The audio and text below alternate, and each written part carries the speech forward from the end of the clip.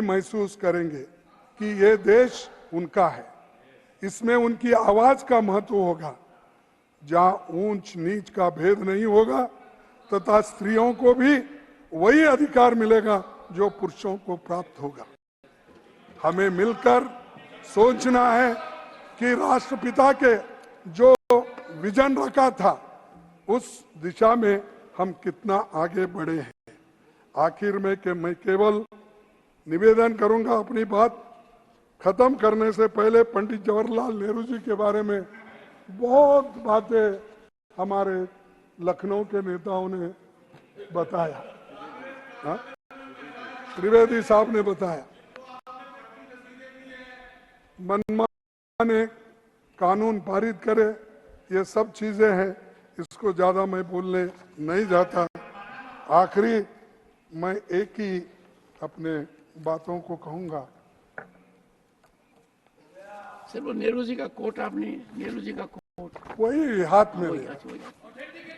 Sir, इसी house में BJP के एक वक्ता ने, उनका नाम नहीं ले रहा हूं इसीलिए फिर वो उठ जाएंगे, इसी हाउस में बीजेपी के एक वक्ता ने क्या कुछ अपमानजनक बातें प्रथम प्रधानमंत्री और महान सेनानी नेहरू जी के बारे में कही, और प्रोसीडिंग में वो है। बीजेपी के लोगों ने अगर अटल जी को ही पढ़ लिया होता तो वो ऐसा जहरीला भाव नहीं दिखाते थे।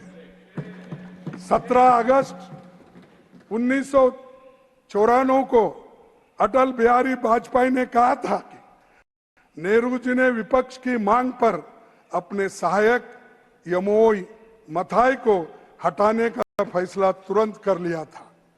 नेहरू जी ने सदन में कहा कि जब सदन का एक महत्वपूर्ण हिस्सा, ये सुनिए साहब, महत्वपूर्ण हिस्सा यह महसूस करता हो कि कुछ ना कुछ किया ही जाना चाहिए, तब बहुमत के लिए यह कतई उचित नहीं है कि सदन की इच्छा को दरकिनार कर दिया जाए।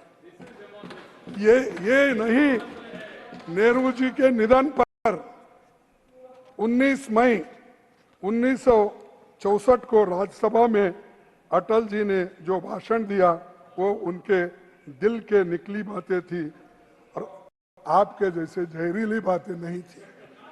उन्होंने कहा था,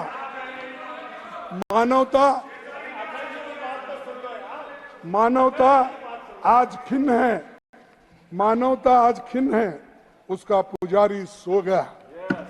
शांति आज अशांत है, उसका रक्षक चला गया। दलितों का सहारा छूट गया, जन जन की आंख का तारा टूट गया। वे शांति के पुजारी किंतु क्रांति के अग्रदूत थे।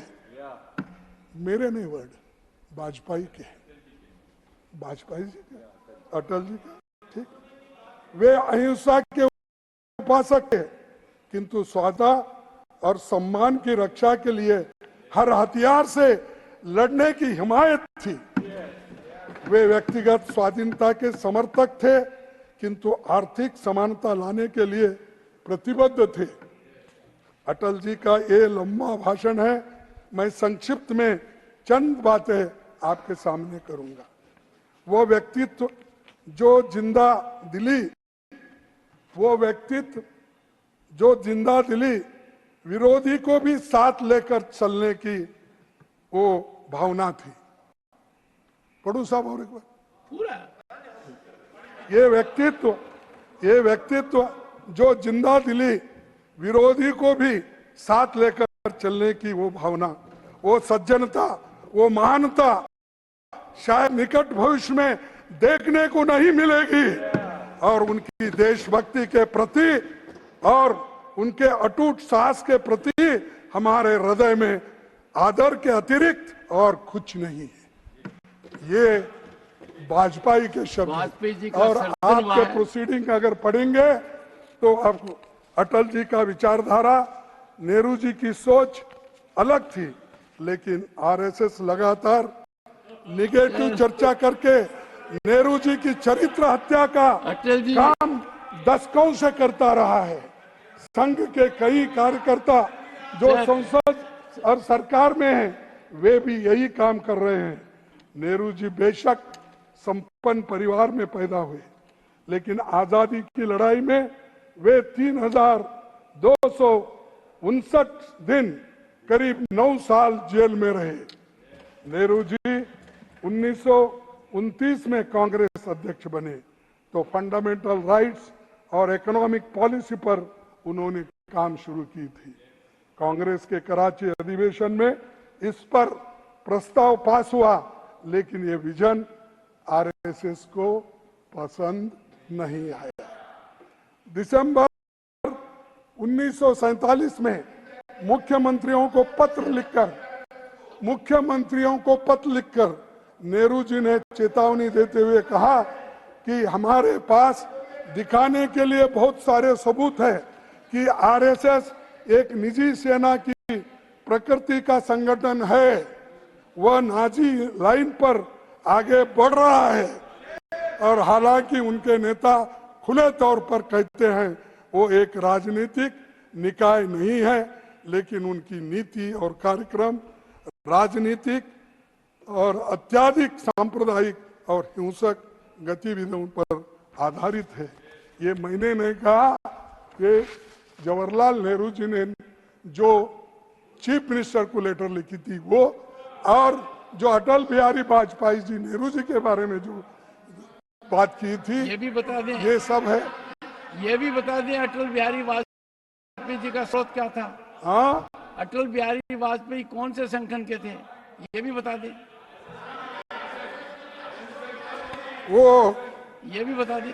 नहीं जनसंघ के थे, लेकिन ये पूरा अरे तुम जरा चुप। अच्छा, इनके पास आरएसएस अटल जी के काफी भाषण है। नहीं, वाजपेयी के जैसे नेता अगर होते तो ये नौबत नहीं आती थी। मंगलसूत्र, भैंस लेना, जमीन लेना और लोग मुजरा, ऐसे शब्द नहीं आते थे। ये अलग है, वो अलग है। इसीलिए एक दूसरे को कंपेयर मत करो। तुम्हारा काम एक ही है, सबको तोड़ना, हमारा काम है जोड़ना। इसी शब्दों के साथ मैं अपने भाषण को समाप्त करता हूं।